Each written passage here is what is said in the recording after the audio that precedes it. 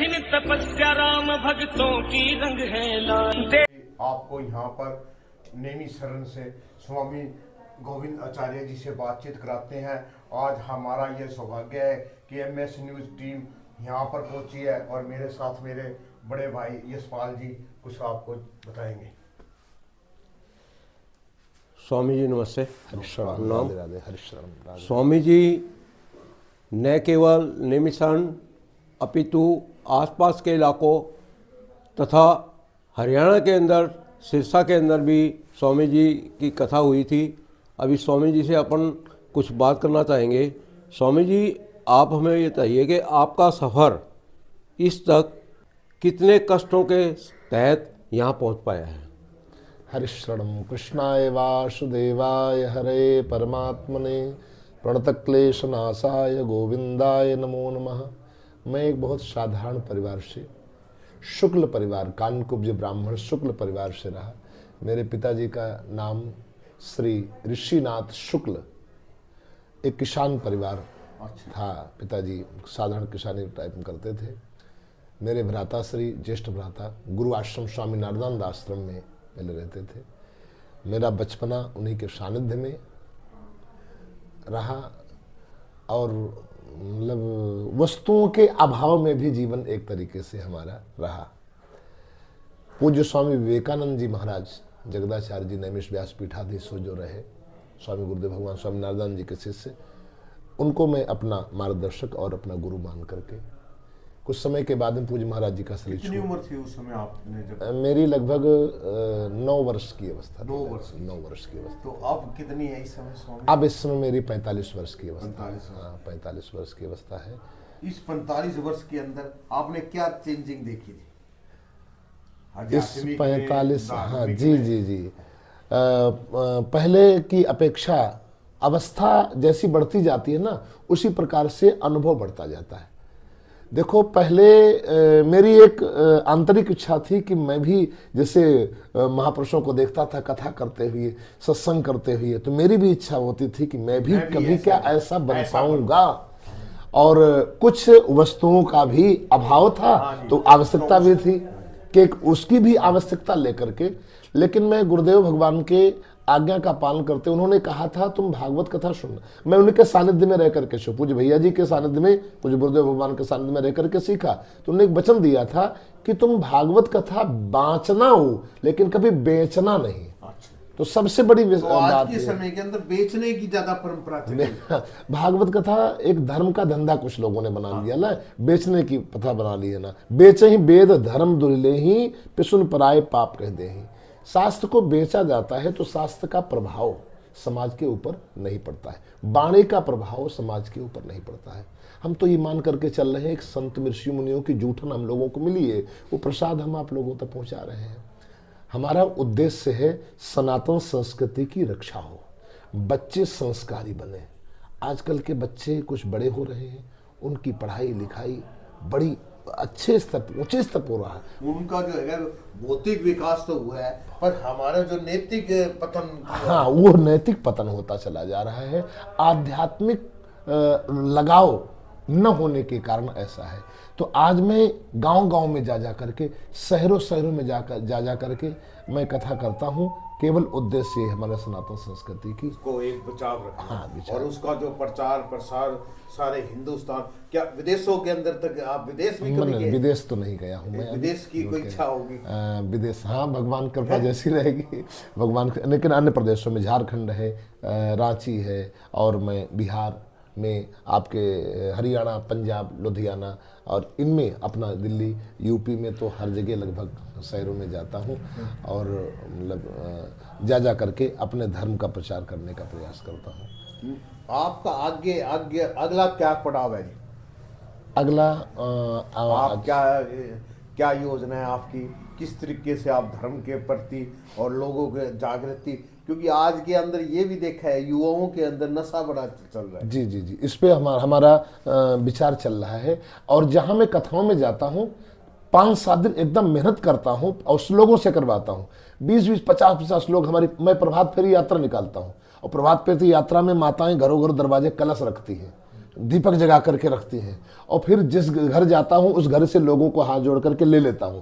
तो जब यात्रा हमारी संपन्न होती है, सैकड़ों लोग, 200 लोग साथ में हो जाते हैं। ये हमें पता लगा है कि आपकी सिरसा में कार्यक्रम था, तो उसके अंदर आप कलश यात्रा, क्योंकि हमारे जो परंपरा ये है कि जो भी धार्मिक कार्य स्टार्टिंग होता है उस समय जो है कलश यात्रा एक दिन निकाली जाती है, पर आप तो हर रोज जो है सुबह जो है कलश जन जागृति के लिए, हिंदू जन जागृति के लिए, हमारा सनातन धर्म के प्रति लोगों का लगाव कैसे बढ़े, हमारे अंदर आध्यात्मिक जन जागृति कैसे बढ़े। और दूसरी बात, मैं इसलिए जाता हूं, जब मैं किसके दरवाजे पर जाऊंगा तो वो चल करके आएगा, महाराज जी यार आए थे इसलिए चलना है। नैमिषारण की क्या विशेषता है? नैमिषारण की विशेषता है, ये सतयुग का तीर्थ है, मनु और शत्रुपा की तपस्थली है। विश्व में ऐसा कोई स्थान नहीं है जहां 88,000 ऋषियों ने मिलकर के तपस्या की हो।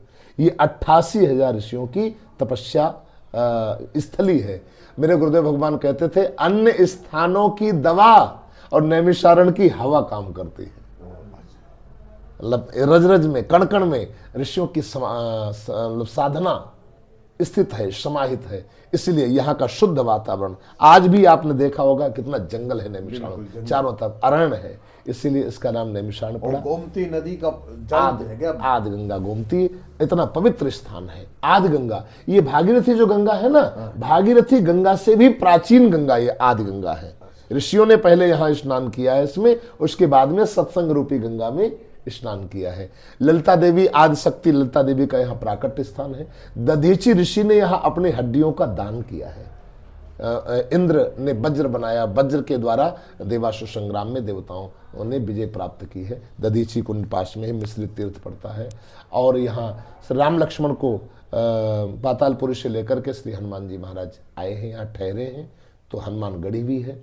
वेद व्यास भगवान ने रचना तो पुराणों की बद्री नारायण धाम में किया है, सम्यक प्रयास नाम आश्रम ऐसा लिखा है, लेकिन कथाओं का वाचन जो है ये यहां नैमिषारण में किया है, समस्त पुराण वेद शास्त्रों का। महाराज जी, ये आपके द्वारा आश्रम बनाया गया है, और इस आश्रम को आगे बढ़ाने की क्या योजनाएं हैं? क्या और कितने आश्रम हैं?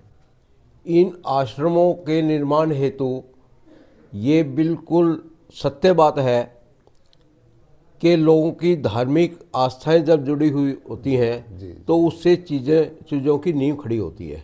जी जी जी। तो क्या आप कभी कथा के माध्यम से आश्रम को लोगों के लिए, क्योंकि जो आश्रम जितने भी धार्मिक स्थानों पे बने हुए हैं वो लोगों के सुविधाओं के लिए, उनके ठहरने की व्यवस्था हेतु होते हैं, इसके लिए जैसे बड़े बड़े जो धर्माचार्य होते हैं, जिसमें अभी अयोध्या के अंदर मैंने एक पोस्टर देखा, उसमें लिखा था 51,000 सहयोग राशि। तो जब 5 लाख लोग आएंगे तो उन लोगों की व्यवस्था में पैसा खर्च होना स्वाभाविक है। ठहरने की व्यवस्था इतनी वहाँ नहीं हो पाएगी तो उनके द्वारा करना स्वाभाविक है। और उसके लिए पैसा खर्च होना भी स्वाभाविक है। तो क्या आप भी कोई इन आश्रमों को बड़ा बनाने के लिए, जनता के लिए, जो बाहर से आए हुए लोगों के सुख साधन, उनके ठहरने की व्यवस्था के लिए ऐसा क्या योजना आपकी? इसके लिए क्या योजना है? मेरी योजना जो आप स्थान है आपके सम्मुख है। मेरी आंतरिक इच्छा है, मैं जाता हूं आप लोगों के यहाँ, भक्तों के यहाँ, तो अच्छे से अच्छी व्यवस्था करते हैं। और उसी प्रकार से मेरे अंदर भी भावना थी कि मेरे भक्त जब यहाँ आए अथवा मेरे से जुड़ा हुआ जो भी जिसके माध्यम से आए उसका मैं यथासंभव सेवा सहयोग कर सकूं। महंगे महंगे कमरे मिलते हैं, महंगा महंगा यहाँ भोजन मिलता है, उसका भी अभाव रहता है। तो मेरे जो भक्त आए उनको से मैं अच्छा से अच्छा भोजन करा सकूं और अच्छा से अच्छा आवास की सुविधा दे सकूं, जिसका मैं कोई शुल्क और चार्ज नहीं रखता हूं। यथा योग्य इसकी सेवा जो कथा करता हूं मैं, राम कथा, भागवत कथा, उसमें जो प्रसाद रूप से मुझे मिल जाता है, बस उसी से आश्रम की सेवा चलती है, संतों की सेवा चलती है, कुछ गरीब कन्याएं वगैरह कभी होती हैं तो उनकी कुछ विवाहों की भी सेवा इस, और कुछ गरीब परिवार ब्राह्मण बालक हैं अथवा ब्राह्मण क्षत्रिय वैश्य, ये 3 अधिकार हैं वेद मंत्र बोलने के। इनके बच्चे कोई आता है, महाराज जी हमारे बच्चों को आप रख लीजिए, उनके भोजन की व्यवस्था, आवास की व्यवस्था और वस्त्रों की व्यवस्था, ये कथा, राम कथा को जो प्रसाद मिलता है उस प्रसाद के माध्यम से आश्रम की सेवा तो चलती आप है। भागवत के साथ रामायण का हाँ भी जी, राम कथा और भागवत कथा ये हमारा मुख्य कथाएं हैं। मुख्य मेरा एक स्थान है छोटा सा यहाँ पर, अभी भगवान ने बिहारी जी ने कृपा किया है। अभी जो कोरोना काल आया तो उसमें कुछ संतों ने गोमती में गिर करके अपनी आत्महत्या कर ली, मतलब उनको कोई ले जाने वाला नहीं रहा।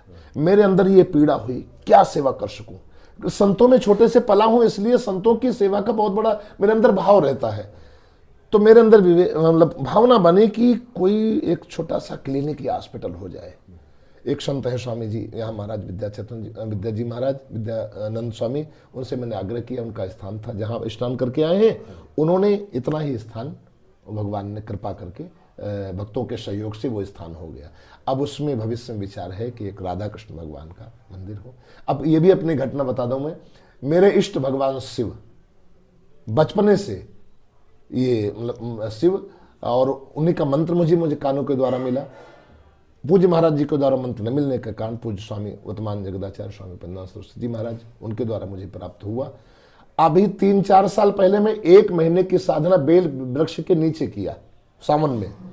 बेल वृक्ष के नीचे साधना करने का परिणाम आखिरी दिन में निराश हो गया, मुझे कुछ नहीं मिल पाया।